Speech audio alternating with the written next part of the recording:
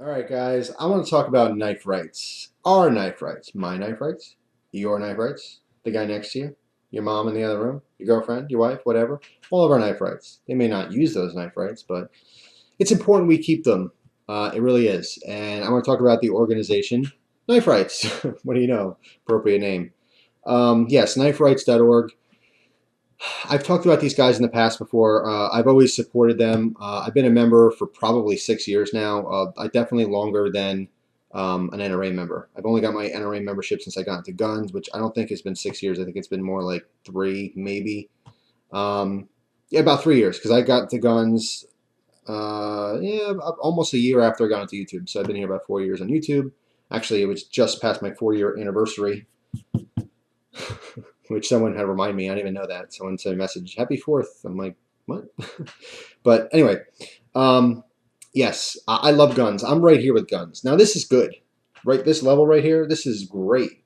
Down here is like, oh, I love it. No, this is I'm infatuated with them. I love them. I just don't have the finances to buy as many as I want. But they're really, really cool. There's so many things I like about guns. I like everything. I like just the mechanical aspect of them. All these intricate little parts working in unison to do something. The power that guns have. I mean, every single time you shoot a gun, it's a controlled explosion. That's what it is. That's what a gun's purpose is to let a small bomb go off, but in a very controlled manner. You know, little firing pin or hammer, whatever it may be. Well, ultimately, it's a firing pin at some point, no matter what your gun design is. And it's striking a primer of some kind, igniting some kind of propellant, making an explosion. But it's not just a random explosion. It's a very controlled explosion, which is pushing an object down a barrel and out of it and towards something. It's pretty interesting. It really is. The mechanics, the science behind it, very fascinating stuff. In addition to that, there can be really beautiful firearms, really nice, like works of art. I never personally owned one, but I admire lots of videos of them. You know, lots of cool people out there who really like them. And of course, the obvious reason, it's a very effective way to defend yourself in whatever scenario you may need to do so. So there's lots to like about guns, and like anything else, you can enjoy it as a hobby by either altering it, upgrading, changing things out, customizing to make it better fit you and your style and your personal needs. All the accessories that go with it, what kind of holster do I like, what looks good, what's comfortable, blah, blah, blah, blah, blah. It's a really fun hobby. But it serves many different purposes, which I like. It's versatile. It's a versatile hobby. Love guns. So we're right there with guns. But as much as I love guns, knives are, you can't even see my interest in knives because it's off the charts. I love them. And it's a really, really hard choice. But if I had to give up either all of my knives or all of my guns, and it has nothing to do with how many I have, I would give up my guns in a heartbeat to keep my knives because I love knives that much. I love cutlery. That's why I named myself after that. I'm a cutlery lover. A lot of us are. I just haven't picked the name first. Actually, I did a video on this, but if you're wondering why I used the name Cutlery Lover, it's because when I was, I want to say 10 or 11 years old, I joined knife forums and I realized I had to come up with like a name, and I didn't want to use my real name because I was a kid. And I thought, well, I love cutlery, so Cutlery Lover, like whatever. I really gave it no thought, but that stuck with me all those years on the forums. And then when I went onto YouTube, people already knew me by that name, so that's the story. That's how it went. Simple. I love cutlery of all kinds. Anything that's sharp, I have an interest in it. But of course, this isn't the knife channel. There's plenty of knives on it, and there always will be. A lot of people think that's changing, but I promise it's not. There'll always be knives in the channel. It's just I have lots of hobbies, as you know. Anyway, back to knife rights. Yeah, my knife interest is way off the charts. So I've been supporting these guys for a long time. They're not some hokey organization. They're very well-rounded. They actually do play pivotal roles in helping fight for our knife rights. In fact, they're very successful most of the time, in unison with other companies as well on bigger issues. They're a very small company. I mean, you compare them to the NRA, they're not much. The NRA is being this huge turkey dinner, and the knife rights is like, I don't know, like a little bit of cranberry sauce that fell off the side of your plate as far as size. But that cranberry sauce is extremely important because when you're done with your whole meal, and you find that, it's still exciting. You're like, ooh, what's that? Do you do that? Food falls off your plate, you eat it. Anyway, although they're a small company, this is the point I'm trying to make, they're important. They're very important. I wish they'd be as big as the NRA. But they're not because people aren't as interested in knife stuff. There's far more gun owners than there are, I shouldn't say, that's a stupid thing to say, because there's There's probably just as many knife owners out there, if not more, who aren't even into knives. They just use them as tools. Everyone uses knives. Everyone uses a knife at some point in their life. Did you know that? Think about it. You watch my videos just for Zippo, you don't like knives? That's okay, but you use them. Should be fascinated a little bit. At least make sure they're sharp. Anyway, starting to ramble, get off topic here. I want to tell you guys to support Knife Rights. Check them out. You don't have to just go there right now and get a membership. Look into them like anything. If you're going to spend your hard-earned money, even if it's $5, you want to know what it's going towards, right? You want to get something back in return. What I get back in return with investing in this company, and I've been a member for a long time, but I have not made any donations in the past. That might change. I might start donating to them like the NRA as well. And it's not much, but $5 here, $10 there, whenever I can, if it's available, it certainly helps. But I've always had a loyalty to them because I know that they're a good company. And as far as I'm concerned, they're the biggest of the knife rights, organizations out there. There are other ones as well. Not specifically to knives, but of course it pertains to it as well. Just like the NRA. The NRA, obviously a gun-related company, but they do fight for knife rights as well as other things, because they're pro-rights, not just pro-guns. But Knife Rights is a very good organization in a lot of different ways. They have a nice page I'm going to link you guys to that shows just some of their more recent accomplishments. They did play a big role in helping Congress amend the Federal Switchblade Act. I did do a video talking about this. This is when they're proposing a bill to pass that would change the policy on Homeland Security. Basically a backdoor tactic. Instead of making knives illegal, what they did was they changed kind of what's allowed in the country, which would certainly limit a lot of knives coming in. I believe at the time it was regarding assisted knives and considering them automatic knives. Trying to alter the Switchblade Act and broaden its meaning. Okay, now you guys know in a lot of different places battle songs are illegal. It's not because there's a law that says you can't have a battle song. It's because battle songs and the way they move, their mechanism and how they work can be construed. Is that a real word? No, it's not. Construed. I was halfway there. Got the tail end. It could be, no, you know what? I'm 2/3 of the way there. It could be misconstrued. Wow, having a moment. Yes, it can be misconstrued. Got the whole one out. Into being looked at as automatic in some way, which is ridiculous. It's like gravity knives, it's a technicality. It's stupid is what it is. But for a lot of different reasons, people want to broaden that meaning so that, yeah, assisted knives are no longer legally imported into the U.S. Everyone said, boo-hoo, that's stupid, go away with your stupid ideas. And it worked. It worked because Knife Rights was backing everyone and helping to fight the cause and say, this is ridiculous. Absolutely not. We will not stand for that I don't even know what to call it without being profane. But obviously that would have affected a lot of different companies. It would have affected a lot of jobs. There's a lot to it. Every single time something happens, there's a lot more to it than we even see. You make a knife illegal, you say, oh, crap, I can't carry it anymore. Oh. Well, what about the people making them? What about the people selling parts to that company who makes them? There's a lot of people who are involved. Every action has a reaction, right? So they fought that, and they won it. They helped to win that battle, which was awesome. It was amazing. And, they played a pivotal role in allowing you to still have your assisted knives, if that's what you're into. But they also, overall, in the grand scheme of things, help to keep our rights. And hopefully in the future, they will help to fight, get some of our rights back that have been stolen from us. The Switchblade Act is extremely outdated. It's extremely a moot point because of the fact you can take any old manual folder, Utilitech 2, just for EDC today. This is not an automatic knife. This is not a battle song. It's not a switchblade. It's not some kind of crazy gangster knife. It's a regular folding utility knife. A plumber can have this. An electrician can have this. A bus driver can have this. Possibly. I don't know. If I was a bus driver, first of all, I'd be the coolest bus driver ever. Thank you very much. You can stop your applause. But I'm not. But I'd still carry my knives. I'm sure I couldn't get away with my guns. Although there are some kids who can probably use a good scaring. Sit down. That's it. No, I'm just kidding, of course. That's horrible.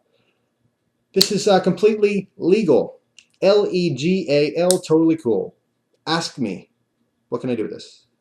I'll tell you. I can open it. I can open it pretty fast. Just as fast, if not faster, than a lot of automatic knives. Why? Can I have this?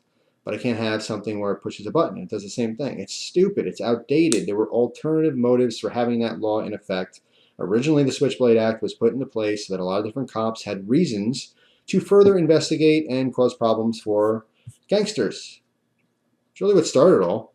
Having a knife that opened fast wasn't necessarily a specific danger to police. However, it gave them a foot in the door, okay? So they can start busting chops on gangsters and say, all right, well, you know what? I know you're a gangster. I know you're a criminal. I didn't see you do anything, but guess what? The knife in your pocket's illegal, so now I can bust you. I can give you a fine, or I can arrest you. I can give you a hard time, right? That was kind of the purpose of it originally.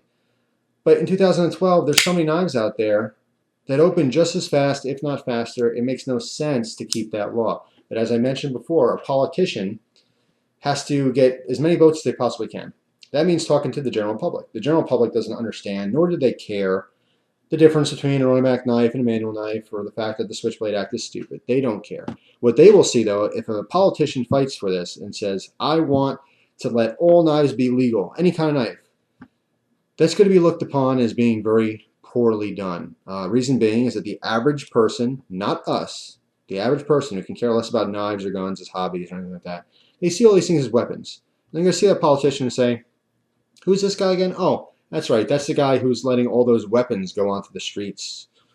And they're going to make it this big deal. And of course, whoever's opposing, whoever's running against that politician is going to, of course, rip them a new one for that. And say, yes, so-and-so, Mr. John Doe, is all for giving children horrible knives that criminals own. And they're going to make it a lot easier or to stab police officers faster. And it's going to be some stupid ridiculousness. So no one ever wants to open that can of worms because it stinks and it's creepy crawly.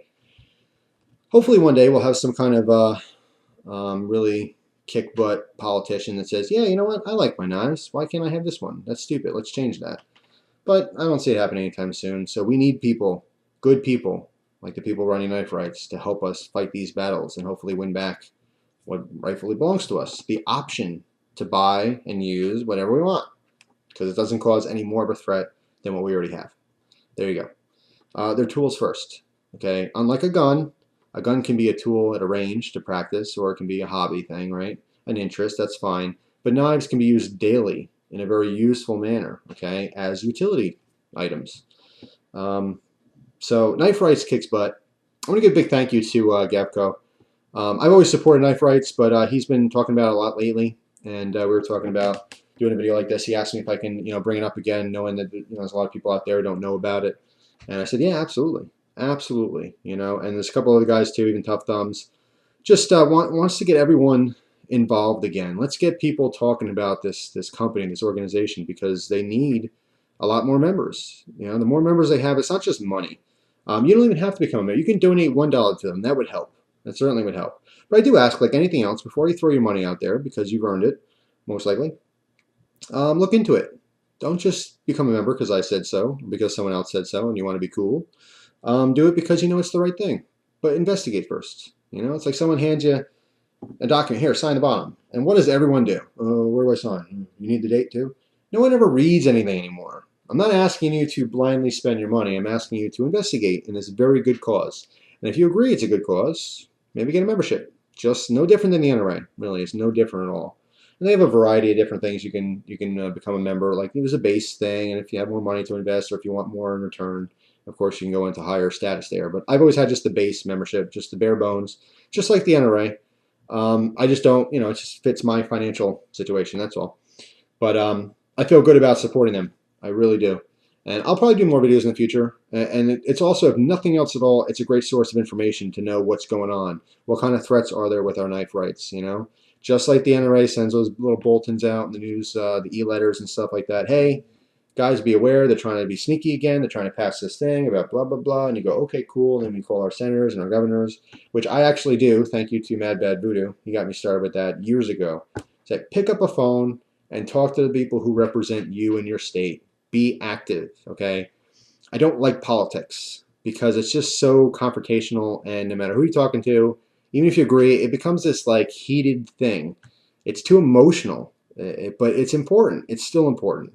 And thanks to people like Richard Hunter, Mad Bad Voodoo, that kernel of wisdom, he got me actually getting involved. And of course, there's many other people on YouTube have been talking about the same thing too. The Haas USMC, very much involved, making videos all the time about this stuff, gun websites. There's a slew of people out there just who are really always getting involved, and it's important to get involved, and it's important. I don't think it's your responsibility, but it's certainly a really nice thing if you have some kind of an audience on YouTube who have similar interests, and that these laws affect these people. It's very nice to let them be aware of such things, so they, like I said, you can't fight something you don't know that's there. And unfortunately, you don't want to wake up and everyone's arguing like, oh man, that thing passed. Remember that thing where we couldn't carry folding knives anymore? And you're like, what? What are you talking about? You're like, yeah, it passed. Sorry, you didn't hear about it. You should have been there fighting for us. You don't want to be too late. You don't want to wake up and complain about what you can't have anymore. I'd rather complain about things that are trying to pass as opposed to it did pass. So let's talk about after fact. I don't want to hear about an after the fact. I want to get involved beforehand so it doesn't happen. That's the idea anyway.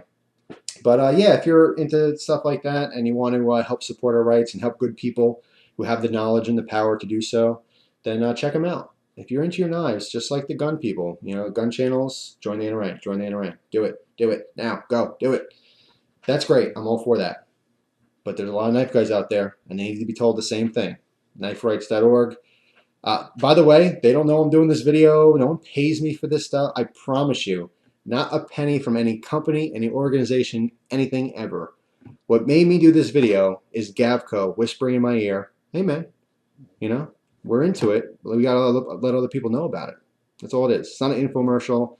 It's not a strong suggestion to spend your money. It's, hey, check out this organization. I think it's good. Maybe you should look into it.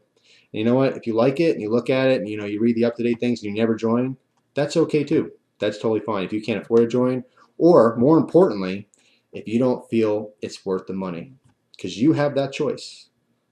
I think it's awesome. Now, of course, there's a lot of people outside the United States, just like the people in other countries who still support the NRA, even though they're not personally benefiting from that because it pertains to U.S. law as opposed to in different countries. It's still fascinating. If you're like in France or Germany or anywhere around the world, really, and you're watching all these knife videos on YouTube, and a lot of people in America have certain knives, and you're bummed because you can't have whatever. If nothing else at all, it'd be a cool little website to put in your bookmarks and keep up to date on what's up with the U.S. and our knife laws. So everyone can get a little something out of this. But yes, thank you, Gavco. Appreciate the kick in the pants. Just a reminder to everyone that there are organizations out there that are just as fun and awesome to be a part of as the NRA, and to feel good about yourself every time you read something. And, it may some people may not think like my $10 beat the law, but collectively it all helps. It really does. So anyway, that's all. Links will be in the description box if you want to read more about the website. Like I said, if nothing else at all, it's a good source of information of what's up to date and what's going on politically and revolving around the laws. And I did videos on this separately too. A lot of people still don't know what their personal laws are, what they can carry or whatever in the United States. You can do a Google search, and Bernard Levine is one of the first, one of his websites is the first result in a search for knife laws, and it'll break it down to the actual written law, and you can interpret it yourself, and it goes by all 50 states. So anyway, that's it. Thanks for watching, guys. Appreciate your time as always, and I hope you enjoy the rest of your day. Take care.